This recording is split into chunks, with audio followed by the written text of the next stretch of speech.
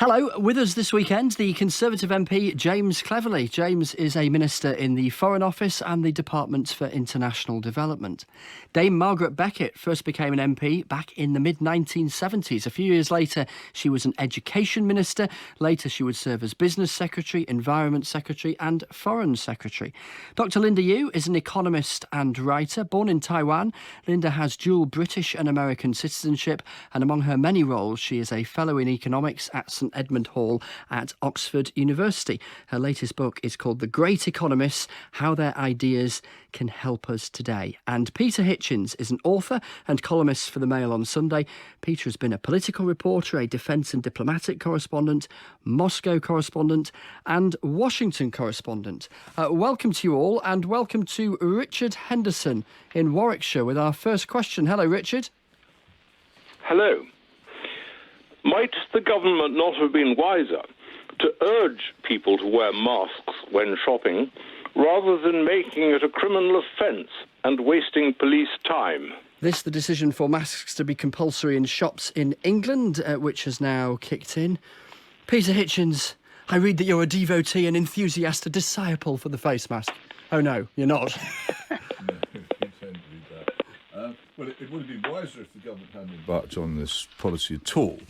In fact, it's very strange that they've done so, because a month ago, the Department for Enterprise and Business was telling everybody in pamphlets sent to all businesses the evidence of the benefit of using a face covering to protect others is weak and the effect is likely to be small. Almost every single medical official of the government has been on record saying they don't think face masks are much use.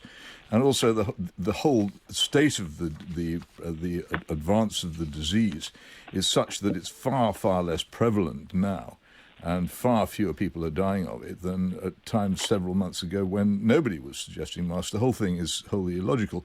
But answering the question directly, in every case, if a government wants something of this kind to happen, it's far better to ask than to make it a criminal offence. And it's extraordinary to me, if you just to think about it. I'll ask a question but I'll not answer it. How many governments have actually mandated, unless we're talking about the covering of private parts for modesty, how many governments have actually mandated the wearing of an item of clothing by their people? And in what free countries does this happen? It's a step too far. And the other thing is it asks people, the people who wear these things, to actually make a statement of support for the government. If you put one on, you're saying, I accept everything the government says about the dangers of the disease, about the method of combating it.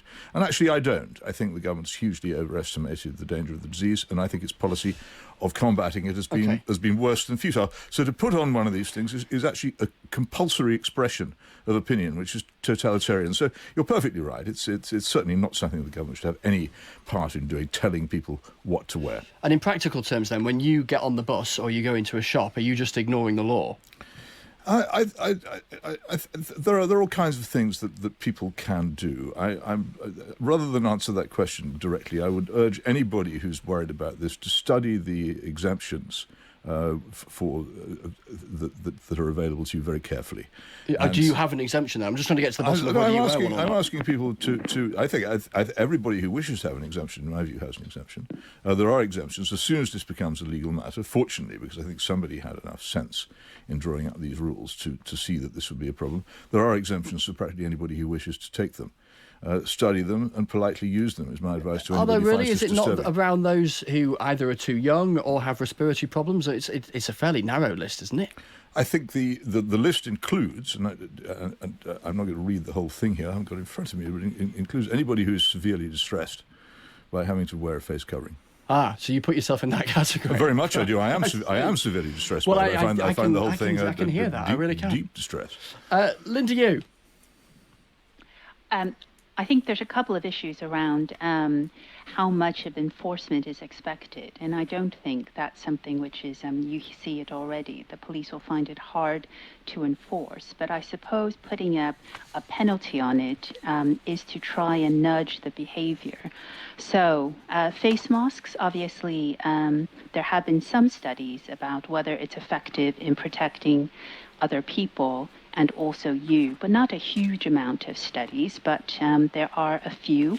One is during the SARS pandemic in China, where it was felt that even cotton masks were helping to reduce the transmission of the virus. And there's a study of the Spanish flu pandemic from 1918, which found that face masks alone are not enough. You have to have what's called a, quote, layered approach. So in other words, you need to have physical distancing, you need to have quarantine, all the kinds of things that's also happening. And then I suppose the final thing to bear in mind for the public health part of it is that all of these things apparently do also protect you, it seems. And I want to be quite, I'm not a scientist, so this is what my understanding is, that it's pretty well known among doctors that a viral load, so that means that if you wear a mask, if you come in contact with somebody who isn't showing symptoms but has COVID, it reduces the viral load of their transmission to you. And the lower your viral load, the weaker the case of COVID that you might have. So I think it's for those reasons, as we may face a second wave of this pandemic, to just think about, I think, the protection of face masks, however imperfect, might offer. James Cleverly for the government, Deborah Curran on Newsnight reported that the World Health Organization committee that was looking into the changing evidence, such as there was on face coverings, didn't back a change in policy, and it was only after political lobbying that the World Health Organization changed its mind. And there are others who say, look, there haven't been randomised controlled trials, there haven't been the kind of testing that there would be around a new drug that there is for face masks, and this is about, some say, the government being seen to do something rather than it necessarily making any difference as far as our health is concerned. Well, I think what we need to understand with regard to the control of the virus is there are lots of things which we know help and helps limit the spread. We know hand washing limits the spread. We know that maintaining social distancing limits the spread. We know that having a perspex screen between people limits the spread. And indeed, wearing a mask. And whilst it's not as powerful and as comprehensive an evidence base to some of the others, we also believe helps limit the spread. And everything that we can do to help limit the spread is a step in the right direction. But ultimately, and I'm going to pull Peter up on this, there are lots of things that we do in society for the protection of our people. Seatbelts, crash helmets on motorcycles. There are things that we do because it helps keep us healthy, and that's what we want to achieve. And in the vast majority of these cases, people do the right thing. They listen to the government advice. They don't need to be compelled to do so by the police, and that's exactly what I expect to do here, because the British people are pragmatic. They're sensible, and they want to do what might help limit the spread of this disease. It's a seatbelt, it's a crash helmet, Peter. But it isn't. The research on the effectiveness of seatbelts and of crash helmets is indisputable. There's absolutely no doubt, randomised controlled trials and everything else, that the wearing of seatbelts in cars and the wearing of crash helmets on motorcycles reduces serious injury in crashes. The evidence in favour of face masks is far scantier. It's full of words like could, might, may, which could equally well be expressed as could not, may not, and might not, and probably not as well. It simply isn't firm enough. There's enough evidence to suggest something might be done to say, if you want to wear one, which was until very recently the government's advice. But there's certainly not anything like enough evidence for compulsion. And for compulsion, you really do need proper, hard, randomised controlled trial evidence of the kind which they have not got and are not, as far as I know, trying to get. It's political. It's the government trying to keep up the level of fear from which it distills its power. Briefly, James, in response to that last charge from Peter, and then I'll bring in Margaret Beckett. What we're trying to do, very, very simply, is we are trying to keep as many people as safe and healthy as possible. And this is part of an arsenal of things that we have at our personal disposal to do that. Margaret Beckett, has the government got this right? I think we've drifted into a discussion about the merits and the evidence about face masks, but the question was actually about whether the government would be wiser to urge people to wear face masks rather than to introduce an element of compulsion. And I have some sympathy with that point of view, but the problem is that one of the great difficulties we have had since the outset has been mixed messages coming from the government. One day they say one thing, another day they say another. Different ministers say different things. And so while I think in principle, in theory, it might be better to urge people rather than to instruct them, we've had so much of mixed messaging. I think the time for urging being effective has probably gone. And I'm not going to engage in all the thing about whether face masks are scientifically proven or the evidence is dodgy or whatever, because... Well, why not? Because what's the case for wearing them if there isn't the evidence? Well, there's an argument about the evidence, is the top and bottom of it. And one of the principal problems that I think we have, certainly among my political colleagues, and perhaps among the country as a whole, is people have huge difficulty in distinguishing between evidence and their opinion. Would you have been inclined to suggest that the government should have brought in or been firmer or clearer in its language on face coverings earlier? Yes. I mean, I think there are lots of things where the government should have been firmer and clearer earlier, but frankly, the Prime Minister wasn't paying attention for far too long.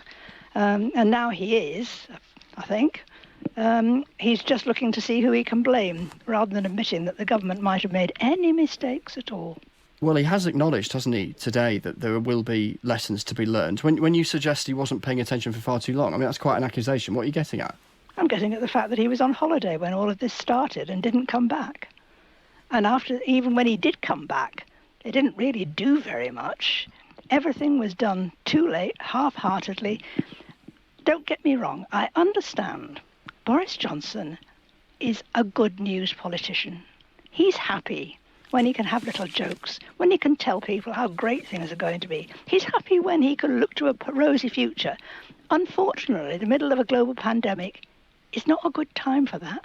Hang on, though. I mean, instituting a lockdown is a massive thing for any leader to do, isn't it? A massive restriction on people's liberty. And it's easy with hindsight to say it might have been better earlier, and the Prime Minister has acknowledged that maybe it would have been better earlier. But to say that now, I guess a critic might say it's a bit of a cheap shot. It's not hindsight, though, is it? Elsewhere across the world, others were already locking down. And we were looking at them and seeing what they were doing. And there was a discussion going on here about whether these were steps we needed to take. And the government didn't make up its mind. So, no, It's not a cheap shot. It's something that cost a lot of people their lives. I'm not just saying it's all the government's fault. This is a horrendous situation, unprecedented in our lifetimes anyway, and one with which any government would have struggled to deal. But this government has struggled with it more than most because they have not handled things well, and they don't want to admit it. A brief word from Peter, and then a last word from James, and then we'll move on to our next question. On this point of hindsight, Dame Margaret, here is a simple point. There were also people at the time this began who said that this was a grave mistake, and there were countries, such as Sweden, which did not embark on the extremely radical programme of mass house arrest and crashing the economy, which our government eventually chose to do. I think when we eventually have the argument about whether the government did the right thing, the argument about whether it should have done it at all needs to be heard. We shouldn't just have an argument about whether the wrong thing, as many of us see it, should have been done sooner.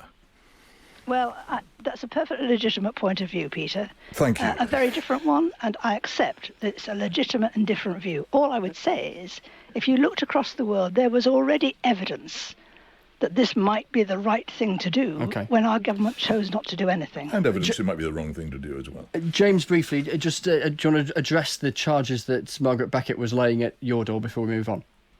Well, the idea that there was some obvious global example that we could just cut out and copy is self-evident nonsense. Well, Italy was in dire straits already, wasn't it? Well, actually, so one of the lessons we took from Italy was the need to make sure we had ICU capacity. And what we did very, very quickly, and my admiration is unbounded for the Department of Health and the NHS. We created hospitals from scratch, massively increased our ICU capacity, started doing research into treatment drugs. We're a world leader in treatment drugs. We're now a world leader in vaccine development. We built hospitals from nowhere. We mobilised the reserve forces to bring about a testing regime. We did over 100,000 tests a day. So, no one's claiming that anyone knew the obvious right thing to do, and it is a cheap shot. It is a cheap shot to say that because something was happening in China and the Far East that we should have instantly and automatically done something here in the UK. Thank you for that, James. 03700 100 444 is the number for any answers. 03700 100 444. Anita on taking your calls on Saturday afternoon. The line's opening at 12:30 on Saturday lunchtime. Your views, your perspectives on face coverings, face masks, how you're finding them if you're wearing them. I know the situation is different in Wales and Northern Ireland, and if you're in Scotland, you might have some wisdom to share from wearing them for a fortnight in shops that those of us in England can possibly benefit from. Let's take our next question. We head to Hanham near Bath, and Mike Openshaw. Hello, Mike. Hello. Is it not time the UK faced up to reality and broke off diplomatic relations with Putin's Russia? This in the week of the Russia report from the Intelligence and Security Committee. Let's hear from a former Foreign Secretary, Margaret Beckett. No, I don't think so. I mean, I don't get me wrong, I understand the temptation. And it's absolutely right that we continue to call Russia out for the things that the country does under Vladimir Putin. But rarely does it help to actually have no means of contact and no opportunity to even to put pressure on. So, as I say, I understand the temptation, but that's not, I think, the answer. Looking at the Russia report published the other day, there's some interesting detail there around the amount of effort that MI5 devoted to hostile state activity as opposed to non-state threats. Now, granted, after 9/11, there was a huge rise in concern about non-state terror threats to the UK. And yet, Dame Margaret, when we look at the figures from your time in government, including your time as Foreign Secretary, there was a fall from around about 20% of MI5's effort going into so-called hostile state activity to just 3% by 2008-9. With hindsight, and I grant you, as I was challenging you a few moments ago, hindsight is a wonderful thing, of course, but with hindsight, was that a mistake? I'm not sure. I don't think so, because things were going quiet. And in fact, if you look at when not that quiet. There was the Litvinenko issue in 2000 yes, whilst you were Foreign Secretary. That's right. But that was seen at the time as an aberration. It now looks less like an aberration, I'm sorry to say. But certainly, if you look back to the first days of David Cameron's premiership, when they introduced the national security strategy, there was no mention of Russia in it at all, as I recall. And indeed, it said there is no threat from state actors, or words to that effect.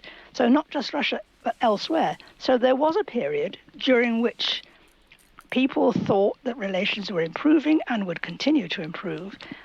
Unfortunately, it didn't turn out that way. And we've seen growing problems ever since. And the other thing we've seen is a display of extraordinary incompetence on the part of people with whatever authority have been acting on behalf of Russia, as we saw in Salisbury. So what would be your advice then, as a former Foreign Secretary, to the government about how the UK should manage its relationships with Russia? Because the evidence suggests that over the last 10, 15 years, whatever has been done hasn't really worked. Well, I mean, it's a question of what would work. What I would certainly say is that when Alexander Litvinenko was poisoned, I must admit that my initial reaction was a surprise, certainly. But once you have seen something of that kind happen, it very much changes the picture. And maybe in the subsequent period, there was less realization than there should have been. And then, of course, since then, we've seen Ukraine, we've seen Crimea, we've seen Russia behave with great aggression all over the place. And it's created a very different picture. Bluntly, are you saying we're powerless to do anything about it? Because it seems that way. No, I'm not saying that. As a matter of fact, the sanctions and so on that we've done have been, in many ways, very effective. And one of the things that was certainly very helpful to us was that we did have, and I hesitate to say this in present circumstances, but we had a great show of solidarity and support from fellow members of the European Union when some of these things happened. Very much people rallying round each other to say this is not acceptable, and it did have. Russia famously is inclined to say sanctions don't work. Well, I'm afraid they did. And yet the disinformation seems to be still an issue. We saw what happened in Salisbury too. Linda Yu, I'm conscious we haven't heard from you for a few minutes. I'll bring you into the conversation next. How would you take on Mike's question?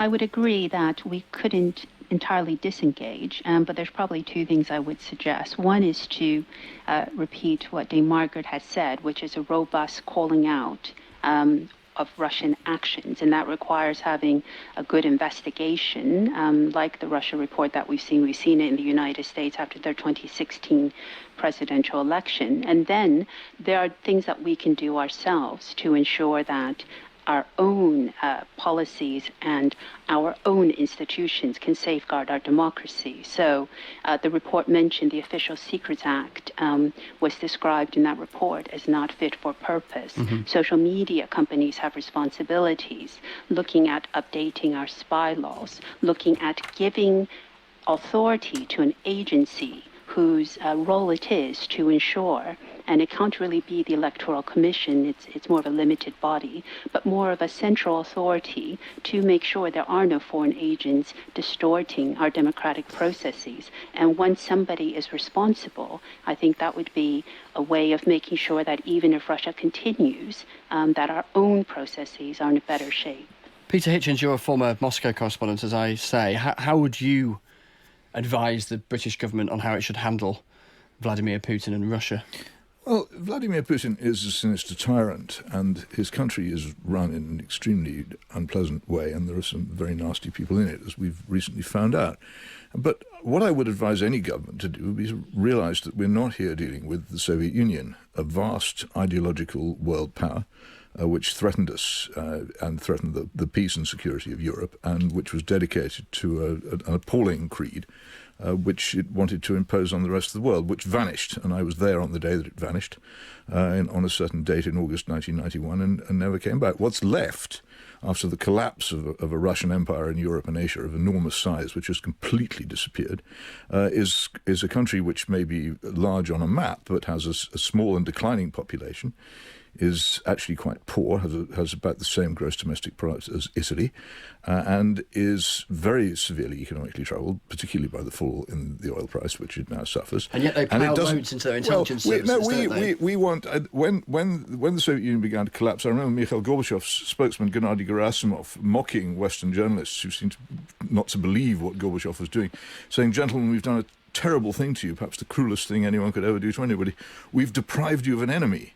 Countries need enemies sometimes, and certainly the collapse of the Soviet Union has left us without a permanent full-time enemy to fulfill the job. Yeah, but we hugely overestimate the problem of Russia. We have no border with Russia, we have no territorial dispute with Russia, we have no naval clash with Russia, we barely trade with Russia. If we didn't actually take part in an alliance, which I have to say seems to me to have no other purpose than being an anti-Russian alliance, which is NATO, we wouldn't have any dealings with Russia at all, necessarily. I am baffled by the preoccupation that we have with that country, which, frankly, isn't particularly interested in us. So are you suggesting that NATO is a sufficient irritant to Russia, that's what motivates the likes of what we saw with the Litvinenko murder, or what we saw in Salisbury? No, because that suggests they're a hostile territory, a hostile country as far as the UK is concerned, nothing doesn't it? excuses any of that sort of disgusting behaviour, but there are other nations that engage in disgusting behaviour about which we keep much quieter. For instance, Saudi Arabia, with whom we do not have rows, even though instances such as the Khashoggi. They haven't killed people on the streets of London, though. Not in the streets of London, no. But I think the murder of Mr. Khashoggi in the consulate in Turkey was pretty appalling, wasn't it? And it doesn't necessarily have to be in London for us to think that we're here dealing with a regime which we might want to keep at arm's length. But we aren't anything like as stern about Saudi Arabia, or indeed, actually, until very recently, about China, which is a terrible police state dictatorship because reasons of state prevent us from being so. Okay. I think there are some people who want to make a fuss about Russia because they need an enemy. I think we should look at the matter rationally. It's not the Soviet Union anymore. The danger to Russia from us is actually quite small. James Cleverly, for the government, Linda touched on a few minutes ago the Official Secrets Act and, well, how long in the tooth it is. And there's been talk, hasn't there, in the last couple of days about an Espionage Act, about registering foreign agents coming into the UK. And so if they are not registered, they are illegal because they are spying. I read in the Russia report that the United States did this in 1938, and we haven't got round to it in 2020. Well, the point that Peter's made, I have to very much disagree with. We've seen that the world is getting smaller. The digital sphere, the digital space means that traditional geographical borders, while still significant, are not as significant as they once were. And when overseas governments are interfering in the domestic politics of another country, or indeed extending their geographies by force, as a country which is determined to be a force for good in the world, it is absolutely right that the UK takes an interest. And when people are murdered on the streets of the UK, we absolutely have an interest. We've been, the government has been, in fact, the Prime Minister, when he was Foreign Secretary, was instrumental in building a coalition of support to eject Russian unregistered agents around the world, not just in the UK, amongst our allies. And we will continue to take a tough line with Russia or any other countries that don't play by the international rules under which we should all live. And how soon could this Espionage Act that's been talked about in the last few days be on the statute book, be the law of the land? Well, I don't know. This is it's part of something that we need to look at, which is the constant evolution of how we defend ourselves.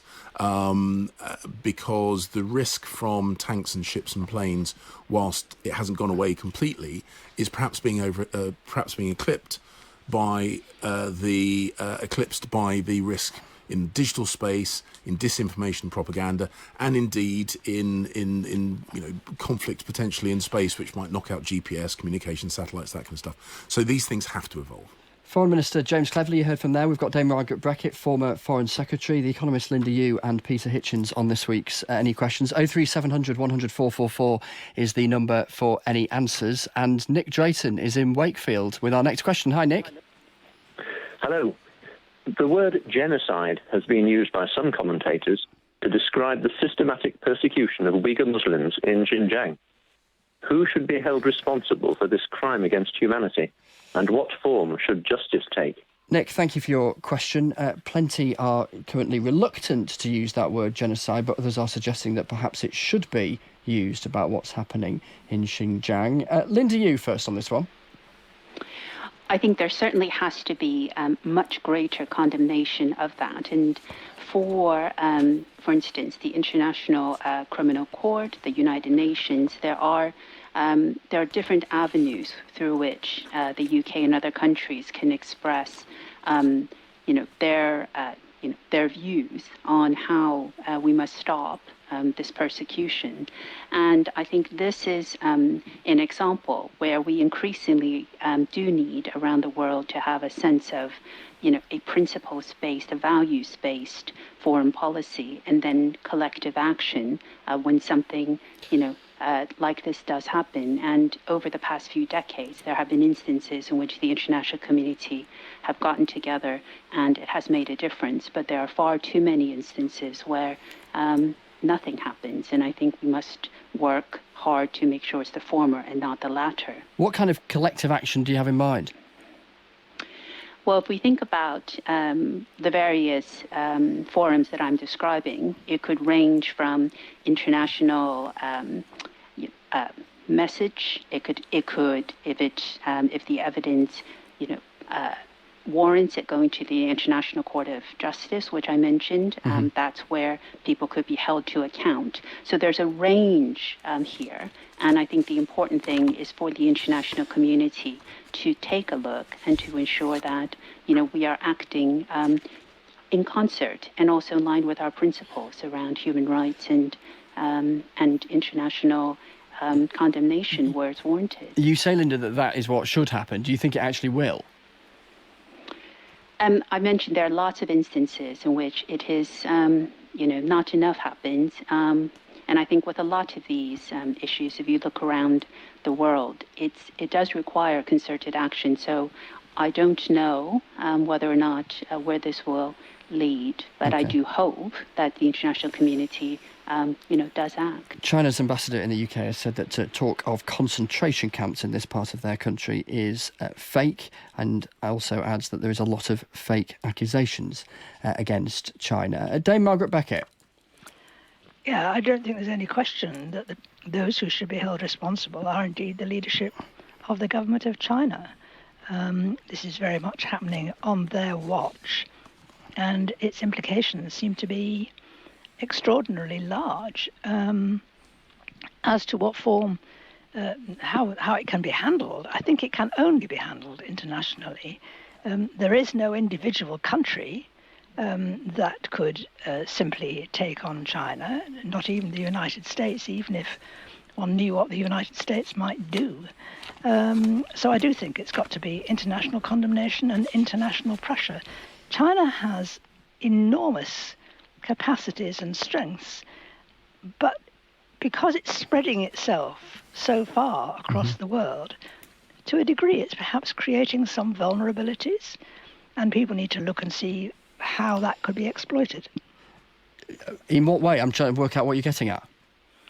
Well, condemnation, where China has investments all over the world. China has interests all over the world. And plenty in the UK, of course. Indeed, including in the UK. But also, to a degree, that seems to me to create a degree of vulnerability. If all the people where China is involved began to get together and say, what you are doing is so unacceptable that we are changing our minds about the role you want to play in our country and our economy, then maybe you could begin to see. I mean, we're not talking. There is no magic wand about these things, but the only way to bring pressure, it seems to me, is through the international community. Are you nervous about the extent to which Chinese investments are as significant as they are in the UK economy? Yes, and I have been for a very long time.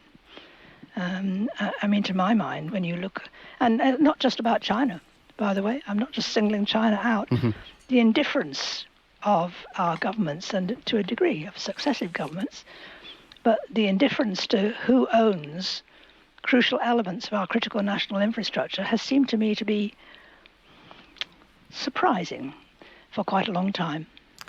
Peter Hitchens. Well, just to refer to the previous question for a moment, I think one of the reasons why we spend so much time shouting at Russia for its wickedness is because we're not afraid of Russia, and we can exercise our consciences and use Russia as a playground to do that. And we are afraid of criticizing China because we're afraid of the commercial and many other consequences of it. I was in in Chinese Turkestan, or Xinjiang, whatever you want to call it, a few years ago, and I saw the crushing which was already taking place there of the Uyghur way of life in the beautiful old city of Kashgar, which the Chinese were actually demolishing, this tremendous historical artifact, because it wasn't Chinese and it was inhabited by the Uyghurs, who were rapidly becoming oppressed and probably becoming a minority in their own homeland. And it was an appalling thing to see. It was in many ways as bad as what's been going on in Tibet, something which most Western governments have been quietly forced to accept by immense Chinese diplomatic pressure, just as Western governments have been forced to pretend that Taiwan doesn't exist by immense Chinese diplomatic pressure over the past 20 years. We're all afraid of them. And what we seem to me to be facing is a new Cold War in which we're on the weaker side. And in this case, the country which is the oppressor and the enemy of liberty is both politically stronger and economically stronger than those who want to defend liberty. And my only response is to try as hard as I can to defend as much liberty as I can in my own home country. I don't think there's much to be gained by making bombastic demands that we start a war with China, a country which has pretty much just disregarded everything we stand for in Hong Kong. James Cleverly, Peter Hitchens there painting a picture of what limited powers we have, even perhaps collectively the West has, given the scale and might of China and its political outlook. Well, I mean, China is it's a large country. It is an economically fast-growing country. We can't pretend that it doesn't exist, nor should we, nor would we want to. But that doesn't mean to say that we don't call them out when they do things that are wrong. My boss, the Foreign Secretary, is a former human rights lawyer, and he is unsurprisingly passionate about the UK defending human rights around the world, freedom of expression, media freedom, and he has both directly with his Chinese counterpart and in international fora called out the activities of China when they've done things wrong. And as we've seen with our response to their security laws in Hong Kong, we take action. And we will continue to do so. I'm not as fatalistic as Peter, and I do think that there is pressure that can be applied, both bilaterally and through the international community, to bring China in line with what are reasonable and internationally accepted norms. Talk specifics then. What can happen? What should happen? What will happen? To as you might hope, to ensure Beijing listens? Well, I'm not going to.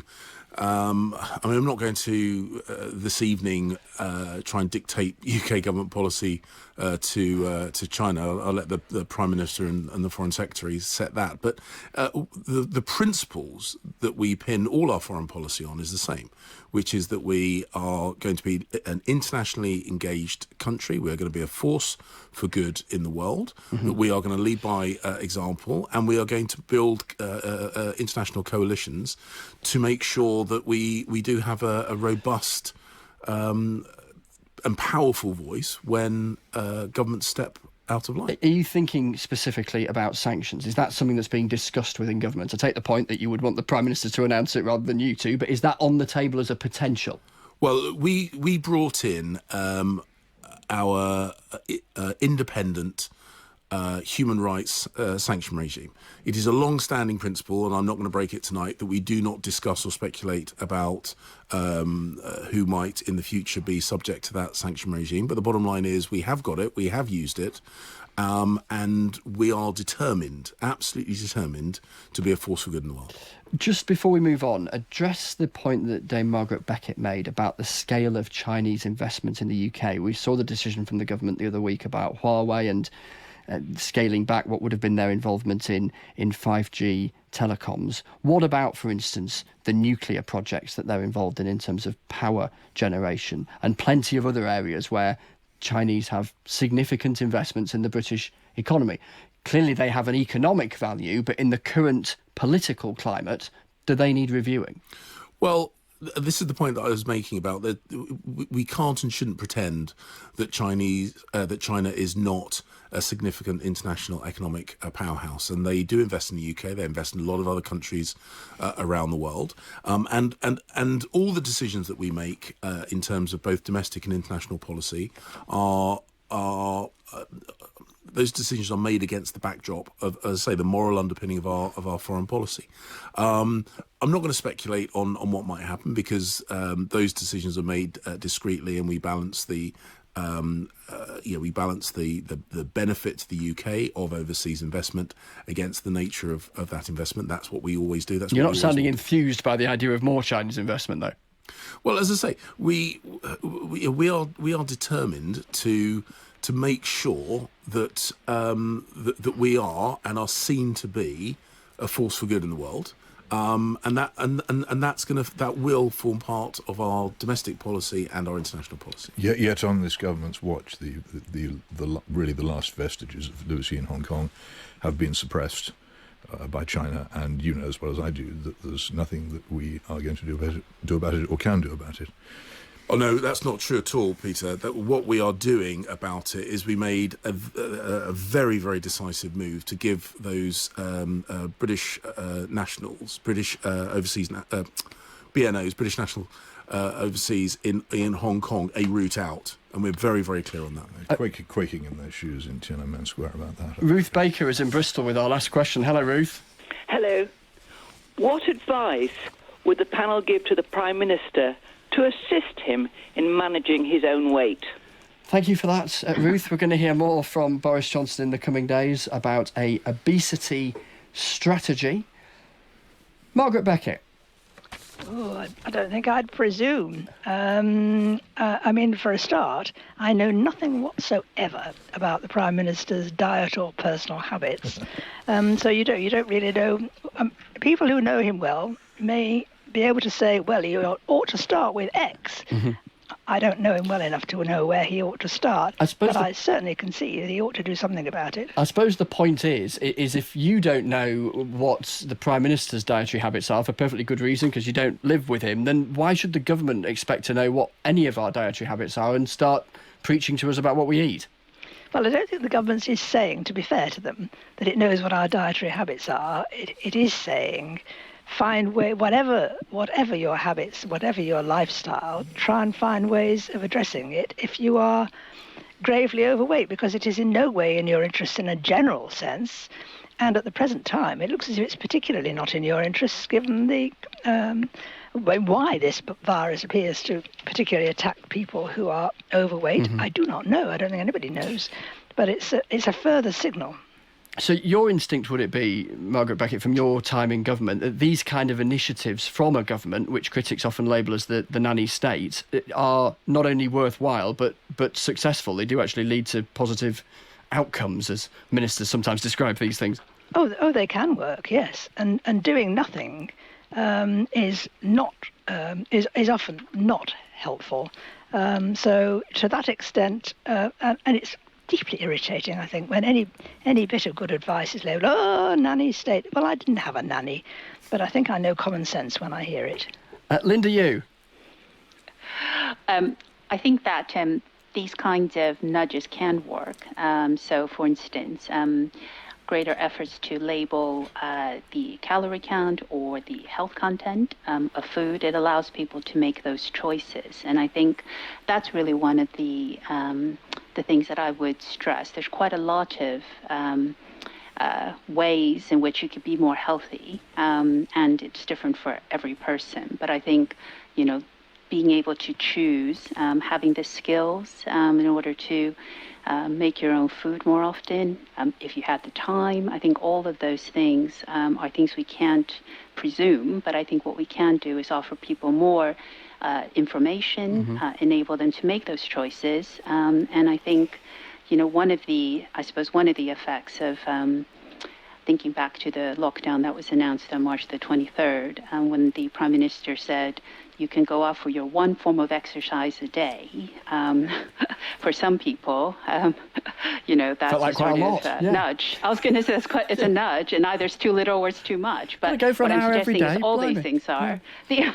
But all of these things, I think, it's helping people to choose, mm-hmm. And I think that's important. A healthier lifestyle, and more important now because of COVID. But yes, in general, very important. Okay, thank you for that, Linda. Peter Hitchens, I'm hazarding a guess you might be a little sceptical about this government's idea. If we were in a proper village hall, it would be obvious I was in no position to advise the Prime Minister about his weight.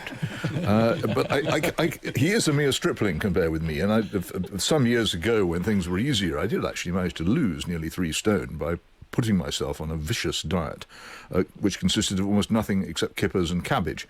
I used to use an awful lot of mouthwash as well, but it was to keep down the collateral damage to others. But it worked. But of course, as everybody else who's done anything of this kind will tell you, it will, most of it crept back on again. And as one gets older, I personally think that life can be made too miserable. And also, I think that exercise is much more important than the exact weight. And if people could find a form of exercise, it's a terrible problem for a Prime Minister because of the security people who will constantly, you can't go bicycling, you can't go running, it's not possible, Prime Minister, you've got to sit in a car all the time, he has to attend all those dinners. It's a very unhealthy job. I think probably the best advice I could give to him, this would be both slightly malicious and also friendly, would be to leave the job as soon as possible if he wants to preserve his health. I love the idea of malicious and friendly in the same sentence, as well as kippers and it often cabbage. happens. We've got a couple of minutes left. James Cleverly, what happened to the Prime Minister's libertarian zeal? Well, I've got to be a little bit careful because I'm, as a fuller-figured fella myself, I shouldn't be pointing the finger too much. I mean, I worked with the Prime Minister when he was Mayor of London, and he used to cycle to work every day. And Peter, Peter's right to an extent in that he's just not allowed to do that kind of stuff anymore. Being an MP or certainly a Prime Minister is. You're eating at funny times, you're snatching meals on the go. It's quite stressful, none of which is great for managing your weight.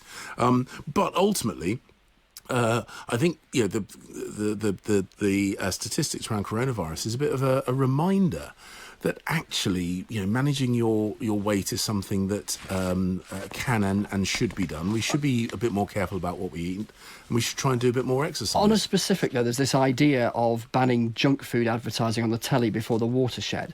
What is junk food? I get that fried chicken or pizza might be, but is it biscuit? Is a packet of crisps? Well, look, my degree was in hotel and catering management. Perfect. Right, you can answer that rather than PPE. And one of the things I was always reminded is that it's a balanced diet. There are very few inherently unhealthy foods, but it's about maintaining balance. And as a nation, we have got an unbalanced diet. We eat too much refined sugar. We eat too many empty calories, and we could and should do more exercise and take fewer calories in.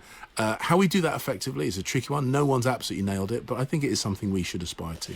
Thank you, James, and thank you to you all for coming along to any questions this weekend. Let me remind you of the telephone number for any answers. It is 03700 100 444, 03700 100 444. Anita Arnand taking your calls from 2 o'clock on Saturday afternoon.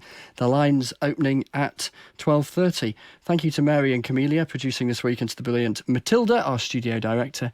For me, Chris Mason, enjoy the rest of the weekend. Thanks for listening.